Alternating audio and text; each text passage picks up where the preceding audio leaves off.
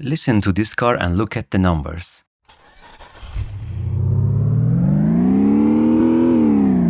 Throttle eases off on its own and brake comes up. Not at all once, just enough. Speed drops to match the corner and the engine note falls with it. Now the road straightens out and it rollbacks onto the throttle. Nobody is driving this. The vehicle is reading the road and working the pedals by itself. Gently, the way a person would. By the end of this video, you'll have built exactly this AI vehicle system and understand the numbers on the screen. Real physics from scratch. Let's get into it. So how does a car teach itself to drive a corner? It knows where is it on the road, it looks ahead at what's coming, senses how sharp the bend is, then figures out how fast it can safely take that bend, checks that against how fast it's actually going, and then it eases on the throttle or the brake, gently, not all or nothing. Every one of these steps is just a little bit math. So here's the plan for this video. First, we'll work through that math piece by piece until it actually makes sense. Then we'll build the whole thing in Unreal. Let's start at the beginning, figuring out where the car is. The car sits somewhere in the world. The spline is a path winding through that world. Before the car can do anything clever, it has to answer a simple question. How far along this path am I right now? Unreal gives us this in two function calls. We find the closest point on the spline to the car, then we ask the spline how many centimeters from the start that point is. The result is a single number, centimeters along the spline. That's our anchor point for everything that follows. We don't just look at where the car is, we look at where it's going to be in the next couple of seconds. That's the look ahead window. How far we look depends on speed. Slow cars need to see less road, fast cars need to see more.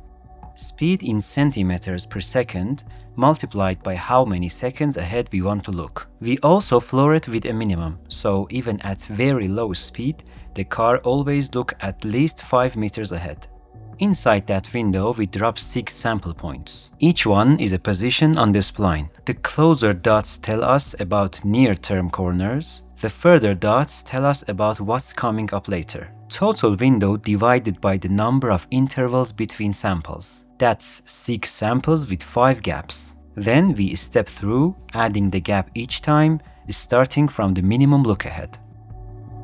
At every sample point, we ask the spline for its rotation, the yaw, which way the road points. Then we measure how much yaw changes between adjacent samples. But here's the trap. Yaw change alone isn't enough. Let's assume those two corners both turn 10 degrees between samples. But the left one's sample are 100 centimeters apart. That's a sharp turn. The right ones are 2000 centimeters apart. That's gentle. Same yaw, completely different corners. So we divide it by the gap. Curvature becomes a rate, degrees of turn per centimeter of road. Big number means sharp, small number means gentle. 0 means straight. We compute curvature for every pair of adjacent samples. Then we take the maximum. That's the sharpest corner anywhere in our look ahead window. We call it curvature ahead. We need to know how fast we can take a corner. This is real physics. When you drive in a circle, two forces fight each other. Centrifugal force pulls the car outward, tire grip pushes it back in. If you go too fast, centrifugal wins and the car slides off. Or stay below the limit and the car holds the line. The fastest you can take a corner is the speed where those two forces are exactly equal. Circular motion gives us this. Lateral acceleration equals speed squared divided by radius. We want the speed where lateral acceleration exactly equals our grip limit. Rearrange to solve for speed, take the square root. But we have a curvature, not radius. They are inverses. A tight circle has a small radius and large curvature. A larger circle has a large radius and small curvature. Substitute and we get the final formula. 2 numbers in, 1 number out. The grip limit divided by how sharp the corner is square rooted. That's the fastest you can drive through that corner without sliding. On a straight line, curvature is near 0. The formula returns a huge number. We clamp it down to our maximum desired speed. On a moderate corner, the formula returns something usable, we let it through. On a hairpin, it returns something tiny. We clamp it up to our minimum desired speed so the car doesn't stop. The clamped value is our target speed. It's the speed the AI is trying to hit right now.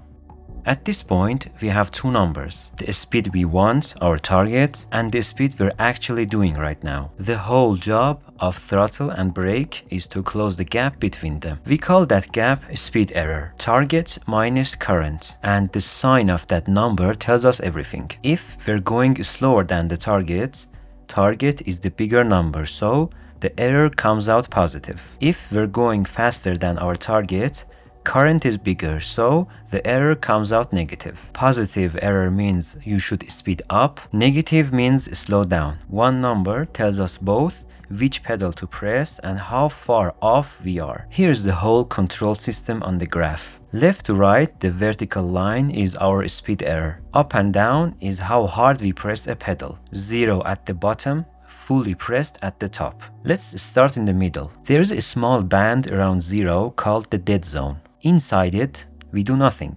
No throttle, no brake. This matters more than it looks. Without this, the tiniest difference between target and current speed would make the car react. One frame it's a hair too slow, so it throttles. The next frame a hair too fast, so it brakes. It would buzz between the two pedals forever and never settle. The dead zone is the close enough, leave it alone zone. Now the right side. We're too slow, so we throttle. The moment we pass the dead zone, throttle lifts off 0 and climbs. The further past target we are, the harder we press. Once the error reaches this point, speed error for full throttle, we are flat out at full throttle. Anything beyond that stays pinned at 1. Alright, now look at the left side of the graph. We're too fast, so we brake. Once we're past the dead zone, the more we are over, the harder the brake. By the time the error reaches speed error for full brake, we are at full brake. One detail worth mentioning, on the brake side the label has a minus sign, minus speed error for full brake. But the variable itself is a positive number.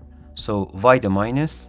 Because braking only happens when the error is negative. The whole left half of the graph is negative speed error. Speed error for full brake might be, for example, 447, a positive number. But the point on the graph where it kicks in is at negative 447, because that's where too fast lives. The minus sign isn't part of the value. It's just telling you which side of the line we're on. In code, it's these two lines. Throttle is straightforward. Subtract the dead zone so the ramp starts in the right place.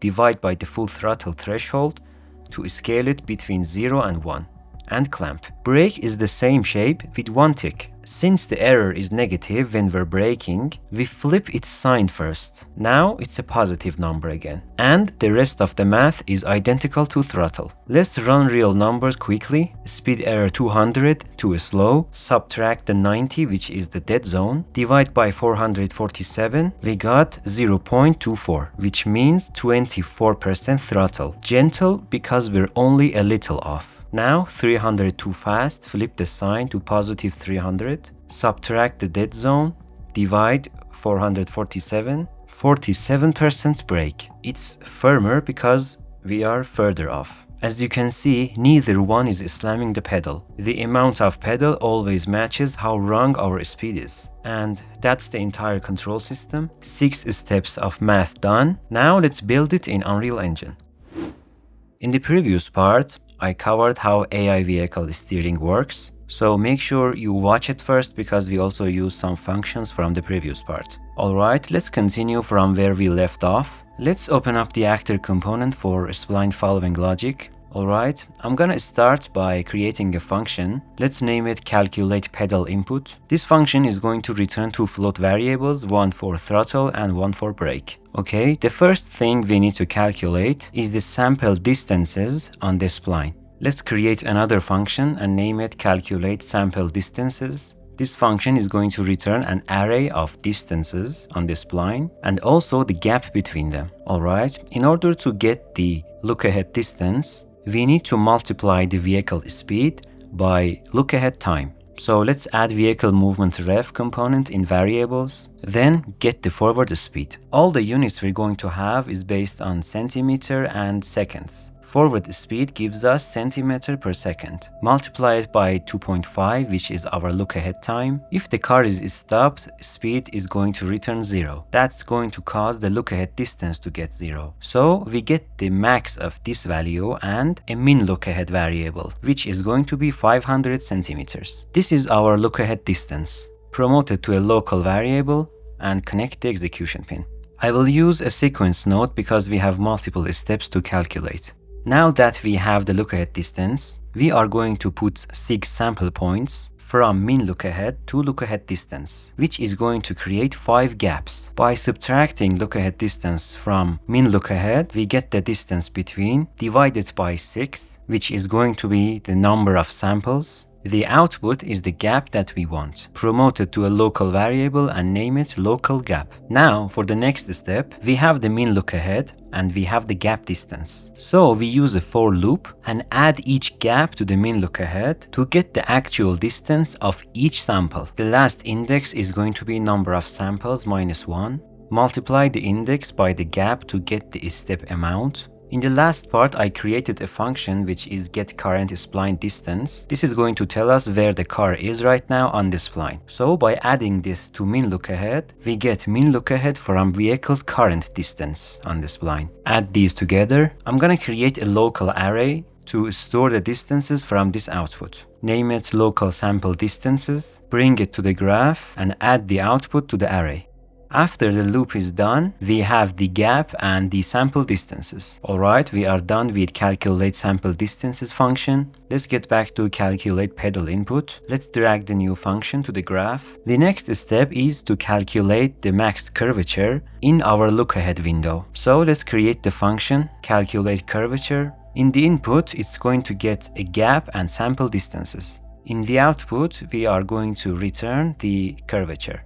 Alright, now I have a function here which I created in the previous part, get spline data at distance. This gets a distance and returns the location of that distance in the world. Let's also add the rotation to the output. Now drag from spline and search for get rotation at distance along a spline. Space is world, connect the distance and output. Let's get back to calculate curvature function. Now that we have this function, I'm gonna do a loop on distances and store the rotation of each sample. Each array element is the distance along a spline. Now create a local array, let's name it local sample rotations. It's a rotator array. Now add the rotation on each loop. Alright, after we have all the rotations, we need to calculate the max curvature among those rotations. The biggest yaw difference, in fact. This could be calculated in blueprint code, but because of the loop, array access and the math inside these calculations, we can use C++, which is going to be much cleaner. So from here, open up Tools menu and click on New C++ class. In all classes, search for Blueprint Function Library. Let's name it Vehicle AI Function Library, make it public and create the class. It's going to generate the C++ project files for you and then open it. Alright, we are going to have a header file and a C++ file. First, we declare the function in the header file to make it show up as a node inside our blueprint. After generate body, put a public modifier, then write the function like this. Our function is calculate max curvature and we are putting it under vehicle AI category. When you search for this function in the blueprint, it will show up under vehicle AI. We pass the rotations and the gap to it. Okay, next we implement it inside C++ file. I'm gonna paste the code here and then explain it to you. We loop through the rotations 2 at a time and measure how much the road's angle changes from one point to the next one. That change is how sharply the road is bending right there. We divide it by the gap between samples, so it's fair measurement no matter how far apart they are. Then we keep only the biggest one, the sharpest bend anywhere among those samples. This is going to tell the vehicle how much to slow down. Alright, make sure you have closed the Unreal Engine project. Then from here, right click on the project name, click on build and wait for it to complete. Now we can close the Visual Studio. Let's get back to calculate curvature function. Now here, if we right click and search for calculate max curvature, We can see it's under Vehicle AI and bring it to the graph. Now we just need to pass the gap and rotations. There you go. We have our curvature value. Let's get back to calculate pedal, bring the function and connect the pins. Now that we have the curvature ahead, we plug it into the formula. Max lateral acceleration divided by the curvature. Square rooted gives us the safe speed. But there is one trap. On a perfectly straight road, curvature is 0, and dividing by 0 blows everything up. So right before the divide, we max the curvature with a tiny number, 0.401. This way, it's never actually 0. The safe speed comes out huge, and we clamp it down to our max speed anyway. The max node is just there to keep the divide from breaking. We clamp the safe speed between min desired speed and max desired speed. Minimum is 894, which is 20 miles per hour, and the max is 150 miles per hour. If we subtract this from the current speed, we get the speed error. Let's keep it in a local variable, add a sequence node at the beginning of the function, and connect execution pin from calculate curvature to set local speed error. Alright, here we are going to create the dead zone, throttle zone, and the brake zone. If the speed error is greater than dead zone, set the dead zone to 90 centimeters per second. If it's true, we throttle. Subtract the speed error from dead zone, divide it by 447, which is speed error for full throttle.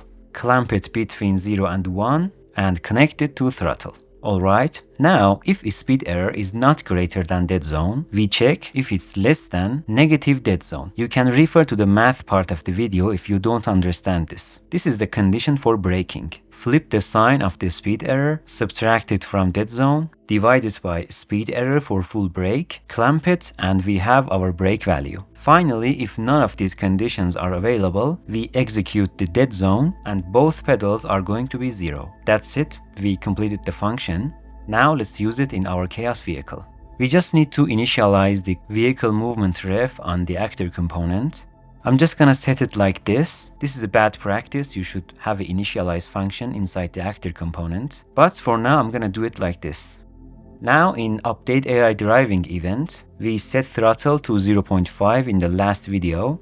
But now we get the calculation for the pedals and pass the throttle and brake values. Alright, let's test it out. I have put a lot of time and effort into this tutorial. Please like the video if it was useful to you and subscribe to my channel. Thanks for watching and see you in the next one.